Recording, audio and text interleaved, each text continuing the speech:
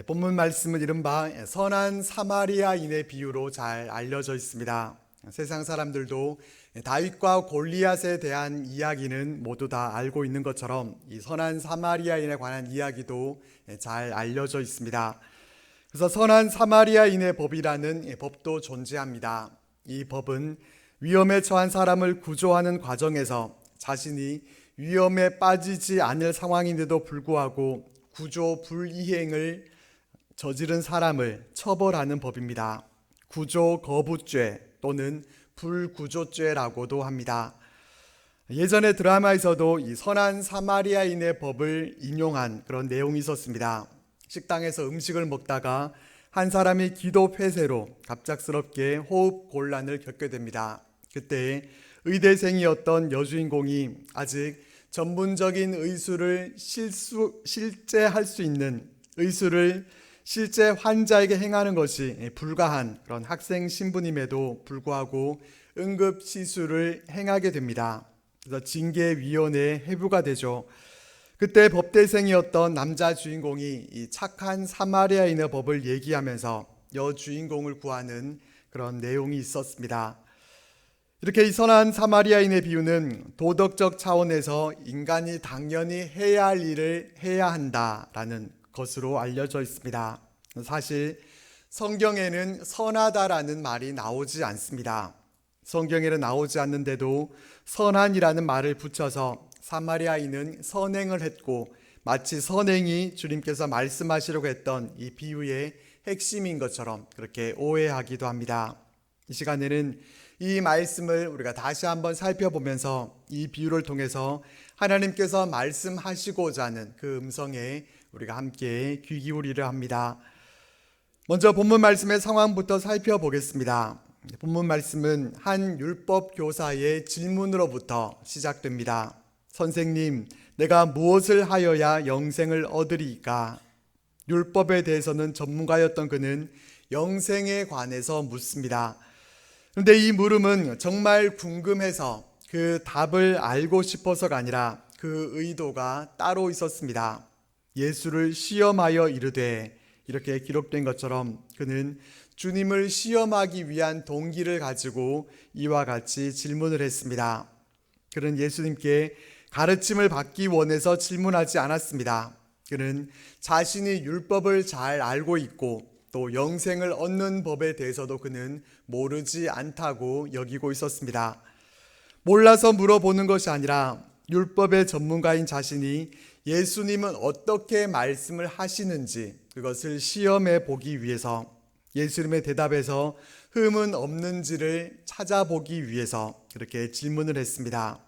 이렇게 불순한 동기를 가지고 묻는 것을 전능하신 주님께서 이것을 모르시겠습니까? 주님은 아시지만은 그렇다고 그 사람을 왜 나를 시험하느냐 그렇게 나무라지 않습니다. 그렇게 호통치지 않으시고 되물으십니다. 율법에 무엇이라 기록되었으며 내가 어떻게 읽느냐? 그러자 율법교사는 한순간의 망설임도 없이 자신이 통달한 그 율법에 대한 지식으로 대답합니다. 내 마음을 다하며 목숨을 다하며 힘을 다하며 뜻을 다하여 주 너의 하나님을 사랑하고 또한 내 이웃을 내 자신같이 사랑하라 하였나이다.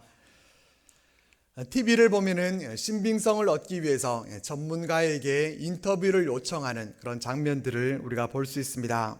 근데 어떤 때는 전문가인데도 불구하고 이럴 수도 있고 저럴 수도 있지 않을까 싶습니다. 이런 식으로 일반인들보다도 더 못한 대답을 하는 것을 볼 수가 있습니다. 그래서 그런 모습을 보면서 저런 사람이 어떻게 전문가라고 할 수 있을까라는 그런 생각이 들 때가 있습니다.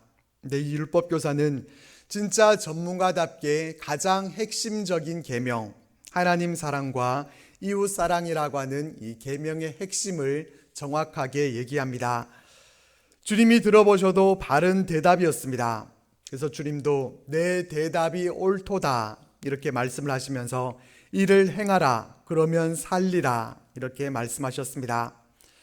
이렇게 해서 율법 교사와 주님의 대화가 끝을 맺었다고 하면 좋았을 것 같습니다.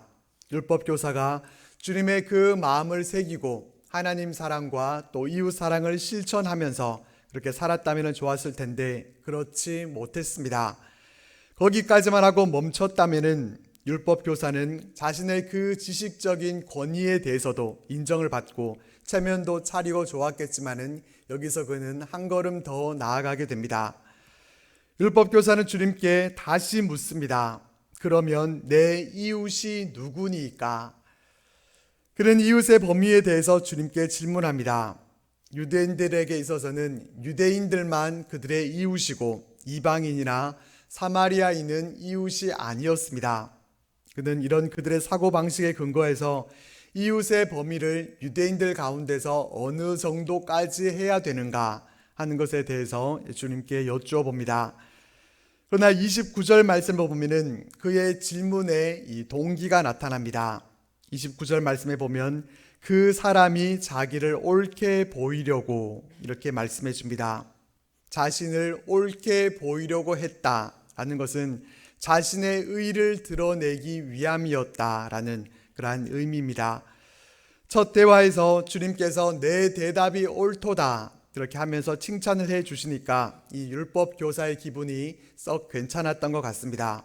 이번에는 영생의 문제가 아니라 이웃 사랑의 실천이라고 하는 이 주제로 바꿔서 이 이웃의 개념에 대해서 질문을 합니다. 아마도 이 율법 교사는 이웃 사랑을 그래도 나름대로 잘 실천하고 있는 그런 사람이었던 것 같습니다. 이웃 사랑을 전혀 하지 못하고 있는 사람이었다고 하면은 이 질문 자체를 꺼내지도 않았을 것입니다. 그가 자신의 의를 나타내 보이기 위해서 이렇게 얘기를 꺼냈다는 것은 나는 평소에 이웃 사랑을 잘 실천하고 있기 때문에 그래서 이번에도 뭔가 주님께로부터 인정받고 또 칭찬받으려고 하는 그런 의도를 갖고 이와 같이 질문을 했을 것입니다. 그런데 주님은 이웃이 누구인지를 묻는 그 물음에 대해서 단답식으로 그렇게 답을 하지 않으시고 한 이야기를 들려주십니다. 이 이야기가 바로 우리가 잘 알고 있는 사마리아인의 비유입니다. 이 이야기는 예루살렘에서 여리고로 내려가던 어떤 사람이 강도를 만난 사건으로부터 시작됩니다. 한 사람이 강도를 만나서 옷도 빼앗기고 거의 죽은 상태로 버려졌습니다. 마침 한 제사장이 그가 가는 길에서 이 강도 만난 사람을 보게 됩니다. 하지만 제사장은 그 사람을 분명히 보기는 했지만 피해서 지나갑니다. 왜 피했겠습니까? 그 사람은 피투성이었을 것이고 죽은 시체로 보였을 수도 있습니다. 그런 그를 만진다고 하는 것은 율법에서 금하고 있는 일이었습니다. 제사장은 누구보다도 스스로를 정결하게 그렇게 잘 유지해야 했고 그것을 위해서는 철저하게 율법을 지켜야 했습니다. 율법에는 제사장은 어떤 시체에도 가까이 해서는 안 된다라고 그렇게 분명히 규정되어 있기 때문에 그런 어쩌면은 직업적인 본능으로 그 사람을 가까이 하지 않고 피해서 지나가 버립니다.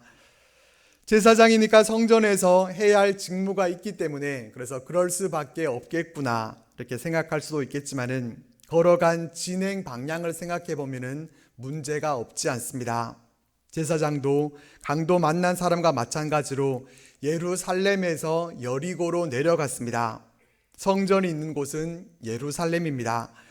그렇기 때문에 만약에 제사장이 여리고에서 예루살렘으로 올라가는 길이었다고 하면은 예루살렘 성전에서 직무를 수행하기 위해서는 어쩔 수 없었다라고 우리가 이해해 줄 수 있을 것 같습니다. 하지만 예루살렘에서 여리고로 내려갔다는 것은 직무를 마치고 내려가는 길입니다. 그런데도 제사장은 그 사람을 도와주려고 하지 않고 그냥 지나쳐 버립니다.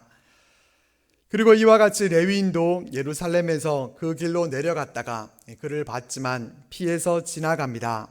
레위인은 제사장과는 다르게 시체를 만져도 괜찮다고 되어 있습니다. 지금 하나님 앞에 제사를 드려야 한다면은 모르지만은 레위인은 제사장보다는 율법 조항이 엄격하지 않아서 시체를 만져도 됐지만은 레위인도 그를 피해서 가버리고 맙니다. 여기까지 이야기를 들어보면은 씁쓸함을 금할 수 없습니다. 이 제사장과 레위인은 경건한 사람의 대표가 되는 그러한 사람들이었고 또 사회적으로나 종교적으로나 존경받는 인물들이었습니다.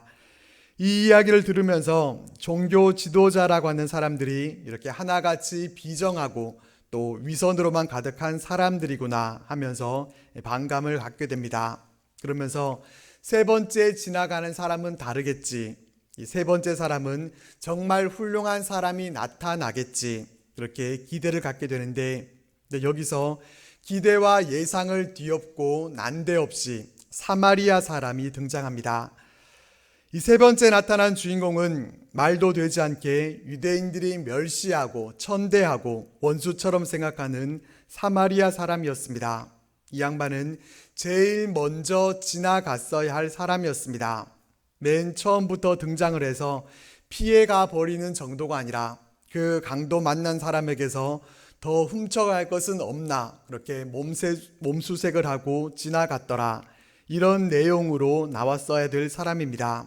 그래야 제대로 된 이야기가 될 것 같은데 이 사마리아 사람이 나타나서는 어떻게 합니까? 먼저는 그를 보고 불쌍히 여깁니다. 그리고 가까이 다가갑니다. 제사장과 레위인과는 분명히 다른 모습을 보여줍니다. 그리고 기름과 포도주를 상처에 붓고 치료를 해주죠. 여기까지만 해도 얼마나 훌륭합니까? 제사장과 레위인과 비교해 보면은 여기까지만 해도 너무나 잘했습니다. 근데 여기서 더 합니다. 자기 짐승에 그 사람을 태웁니다. 자신은 짐승을 끌면서 주막으로 데리고 가서 돌보아 주기까지 합니다. 사마리아 사람은 할 일 없이 너무 심심해서 예루살렘에서 여리고로 이렇게 내려갔던 길이었겠습니까? 자신도 분명히 뭔가 할 일이 있으니까 가는 길이었을 텐데 자신의 그 일은 다 제쳐두고 일면식도 없는 사람을 돌봐줍니다. 여기까지만 해도 칭찬 주인공이 되고 또 장한 시민상까지 받기에 부족함이 없는 모습입니다. 근데 여기서 또 더 합니다. 도대체 어디까지 선행을 행할 수 있는지 그 끝을 보여주겠다는 듯이 어떻게 하느냐면은 이튿날에 주막 주인에게 데나리온 2를 주면서 이 사람을 잘 돌봐주십시오. 비용이 더 들면은 제가 더 돌아올 때 갚도록 하겠습니다. 라고까지 합니다. 이 사마리아 사람은 강도 만난 사람을 돌봐달라고 하면서 2 데나리온을 지불하게 되는데 당시 하루 숙박비는 32분의 1 데나리온 정도였다고 합니다. 그렇다면은 이 2 데나리온은 2달 정도의 숙박비가 됩니다. 사마리아인은 숙박비에 추가 간호 비용까지 넉넉히 그렇게 계산을 한 것이었습니다. 진심 어린 이웃에 대한 사랑의 모습이 여기에서 드러나게 됩니다. 이렇게 이야기를 들려주신 후에 주님은 율법 교사에게 다시 가만히 물으십니다. 내 생각에는 이 세 사람 중에 누가 강도 만난 자의 이웃이 되겠느냐? 이 질문에 대한 대답이 어렵겠습니까? 이 질문에 대한 답이 뭔지 몰라서 고민할 사람은 아무도 없습니다. 누가 강도 만난 자의 이웃이 되겠느냐라는 질문에 제사장인지 레위인인지 아니면 사마리아인인지 헷갈릴 사람은 아무도 없습니다. 주님의 질문은 전혀 어려운 문제가 아니었습니다. 문제는 그 답이 사마리아 사람이라는 데 있었습니다. 그 세 번째 사람이 그냥 평범한 유대인이었다고 한다면 아무런 문제가 없을 텐데 이 사람이 사마리아인이었다는 것이 문제였습니다. 앞에서도 잠시 언급한 것처럼 유대인들은 그 이웃의 범위가 이미 한정되어 있었습니다. 사마리아 사람이나 이방인은 아예 상종할 수도 없는 그러한 사람들이고 유대인들만이 그들이 생각하는 이웃이었습니다. 율법교사는 유대인이라고 하는 그 한정된 범위 속에서 자신은 이미 이웃 사랑을 잘 실천하고 있다고 자부하면서 그렇게 말을 꺼냈지만은 주님은 상상도 할 수 없었던 사람을 꺼내 놓으셨습니다. 그래서 누가 강도 만난 자의 이웃이 되겠느냐 이렇게 물으시는 주님의 질문에 대해서 율법 교사가 어떻게 대답을 합니까? 사마리아 사람입니다. 이렇게 대답하지 않습니다. 답은 분명히 사마리아 사람이라는 것을 알고 있지만은 입에 담는 것도 싫어서 사마리아 사람이라고 말하지 않습니다. 자비를 베푼 자니이다. 이렇게 대답합니다. 율법교사의 대답을 들으신 주님은 더 이상 다른 질문이나 또 긴 말씀을 하지 않으십니다. 가서 너도 이와 같이 하라. 간결하면서도 강력한 메시지를 이 율법교사에게 전달하셨습니다. 이 사마리아인의 비유를 통해서 우리는 여러 가지 메시지들을 얻게 됩니다. 성전이 있는 예루살렘에 있어야 되는데 여리고로 내려가게 되니까 강도를 만난 것이고, 그래서 예루살렘에 머물러 있어야 된다라는 교훈을 얻기도 합니다. 세상으로 대표되는 그러한 여리고로 내려갈 것이 아니라 하나님의 성전이 있는 예루살렘에서 하나님을 예배하는 자로 살아가는 것, 이것이 복된 인생이다. 이런 내용의 말씀으로 들을 수 있습니다. 또 강도 만난 사람은 우리, 사마리아 사람은 예수님, 주막은 교회, 이렇게 해석을 해서 교회의 역할과 사명은 죽어가는 자를 치유하고 살려주는 일이다. 이런 메시지를 얻을 수도 있습니다. 교회에 초점을 두어서 우리 한 사람 한 사람 모두가 다 사마리아인이 되기는 어렵지만은 교회가 힘을 모으면은 충분히 할 수 있다라는 그런 메시지도 얻을 수 있습니다. 이 가운데서 오늘 본문 말씀은 가장 일반적으로는 이웃 사랑에 대해서 초점을 맞추고 있는 것 같습니다. 사마리아 사람이 이웃을 사랑했던 것처럼 우리도 그와 같이 우리의 이웃을 사랑합시다. 이런 메시지로 우리에게 가장 많이 전달되고 있습니다. 이렇게 우리가 본문 말씀을 이해하고 받아들였을 때 잘못된 것은 없습니다. 틀린 부분은 없지만은, 그러나 이렇게만 이해하고 받아들이게 되면은 주님이 말씀하시고자 했던 그 중요한 메시지는 놓칠 수가 있습니다. 이 가운데서 오늘 본문 말씀은 주님이 이 비유를 말씀하신 것에는 분명히 의도가 있으셨습니다. 출연진이 제사장, 레위인, 사마리아인, 이렇게 세 사람인데 이 세 부류의 사람들을 등장시킨 것은 우연히 하신 것이 아니라 뜻하신 것이 있으셨기 때문입니다. 단순히 이웃사랑의 메시지를 전하려고 하셨다면 굳이 사마리아 사람이 등장할 필요가 없었습니다. 이웃사랑이 주제로 가면은 삼형제 비유로 해도 충분히 가능했을 것입니다. 동화를 보면은 꼭 삼형제가 등장하죠. 공주와 결혼하는 것은 꼭 누구입니까? 셋째 아들입니다. 동화 속 이야기처럼 첫째 아들과 둘째 아들은 강도 만난 자를 보고 그냥 지나갔고, 셋째 아들은 선행을 행했다. 이 삼형제 중에 누가 진정한 이웃이 되겠는가? 이렇게 해도 충분히 메시지 전달이 됩니다. 그런데 주님은 비유에서 제사장과 레위인을 의도적으로 등장시키셨습니다. 그리고 의도적으로 이들에게 악역을 맡기셨습니다. 그렇게 하면은 종교 지도자들로부터 미움을 받게 될 텐데도 그것을 감수하면서 이들을 등장시키셨습니다. 그리고 의도적으로 유대인들이 개나 돼지로 여겼던 사마리아 사람을 주인공으로 등장시키십니다. 어떤 의도로 이렇게 하셨겠습니까? 주님이 이렇게 등장인물들을 구성하셔서 전달하려고 하셨던 메시지는 율법을 잘 알기만 하고 행하지 않는 그러한 모습이 아니라 계명을 따라 말씀대로 순종하며 살아가야 한다라는 것입니다. 율법교사는 율법에 대해서는 너무 잘 알고 있었습니다. 하지만 가장 큰 문제는 하나님 뜻대로 순종하는 그런 행함이 있는 믿음이 없었습니다. 주님은 바로 이것을 지적하고 계십니다. 주님은 율법의 제1계명은 잘 알고 있지만은 지식에서만 그치고 실제 삶 속에서는 전혀 하나님의 뜻대로 행하지 않고 살아가는 이 유대인들을 향해서 사마리아 사람의 비유를 통해서 말씀하십니다. 너희들은 제사장과 레위인 같이 그냥 지나쳐 버리지 않느냐?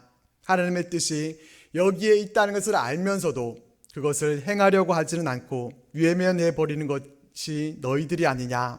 하지만 비록 사마리아인이라고 해도 하나님의 뜻대로 이웃 사랑을 몸으로 실천하면서 순종하고 행하는 것, 이것이 하나님의 백성들이 가져야 할 올바른 모습이다. 주님은 바로 이렇게 말씀하고 계십니다. 주님이 율법 교사에게 직접적으로 대답해 주시기보다 오히려 질문함을 통해서 더 강력한 메시지를 전달하셨던 것처럼 여기에서 우리도 이런 질문을 던져봐야 할 것 같습니다. 그렇다면 율법 교사는 누구입니까? 잘 알고는 있지만은 행하지 않았던 이 율법 교사는 누구입니까? 이 질문은 누가 강도 만난 자의 이웃이 되겠느냐라는 이 질문과 같은 수준의 쉬운 질문입니다. 율법 교사는 바로 저의 모습이고 우리들의 모습입니다. 우리가 바로 율법 교사입니다. 우리도 얼마나 박식합니까? 우리도 가장 큰 계명이 무엇인지 정도는 너무나 잘 알고 있습니다. 내 이웃이 누구입니까? 라고 물었던 것처럼 우리도 하나님의 뜻이 무엇입니까? 그렇게 물어보지만은 사실 알면서도 시침이 떼면서 기도할 때가 얼마나 많은지 모릅니다. 하나님이 우리에게 원하시는 것, 어떻게 하면 하나님께 복을 받을 수 있는지, 무엇이 주님 안에 거하는 삶인지 우리는 율법 교사 못지않게 너무나 잘 알고 있습니다. 주일 성수해야 하고 주일 예배뿐만 아니라 모든 공예배에 잘 참석해야 한다는 것도 우리는 잘 압니다. 깨어서 기도해야 한다는 것 너무 잘 알고 있습니다. 새벽마다 하나님 앞에 나와서 우리가 기도해야 하고 또 금요 기도에도 특별한 사람들만이 아니라 모두가 다 깨어서 기도해야 한다는 것을 우리는 너무나 잘 알고 있습니다. 교회에서 봉사하고 헌신하는 것이 너무나 귀한 일이고 또 그렇게 해야 한다는 것도 너무나 다 잘 압니다. 하지만 어떻습니까? 우리는 그저 잘 알고만 있는 율법 교사로 살아가고 있을 뿐입니다. 이런 우리들에게 주님은 말씀하십니다. 가서 너도 이와 같이 하라. 신앙의 깊이는 우리가 얼마나 말씀대로 사는가 하는 것에 달려 있습니다. 우리에게 필요한 것은 내 이웃이 누구인지를 아는 그 지식이 아닙니다. 하나님의 뜻이 무엇인지를 아는 지식이 아닙니다. 우리에게 필요한 것은 하나님 말씀에 순종할 수 있는 믿음입니다. 아는 데서 그치지 않고 아는 대로 행할 수 있는 실천력 있는 믿음입니다. 믿음은 우리의 삶으로 살아내야 하는 것입니다. 머리로 생각해보고 따져보고 이해만 하는 것은 믿음이 아닙니다. 아무리 좋은 생각과 또 결심이 있다고 하더라도 삶으로 표현되지 않는다고 하면은 그것은 이론에 불과하고 말쟁이의 말만 되고 위선만 될 뿐입니다. 좋은 생각과 이론들, 좋은 정보와 지식들은 우리들에게 넘쳐납니다. 수없는 하나님의 말씀들이 선포됩니다. 그런데도 별로 달라지는 것은 없습니다. 행동으로 옮겨지는 것이 없기 때문입니다. 우리가 세상의 빛이라고 하지만은 아무것도 행하는 것이 없다고 한다면은 한낱 부호에 지나지 않습니다. 여전히 율법을 잘 아는 율법 교사일 뿐입니다. 우리는 오늘 말씀을 통해서 무엇보다 먼저 우리가 율법 교사임을 깨달아야 합니다. 그리고 율법 교사인 우리들에게 하시는 주님의 음성을 들어야 합니다. 가서 너도 이와 같이 하라. 우리는 가만히 있지 말고 가야 합니다. 우리가 필요한 곳으로 하나님께서 우리를 보내시는 곳으로 가야 합니다. 그곳에서 우리는 사마리아 사람이 행동으로 실천했던 것처럼 우리도 우리의 믿음을 행동으로 나타내 보여야 합니다.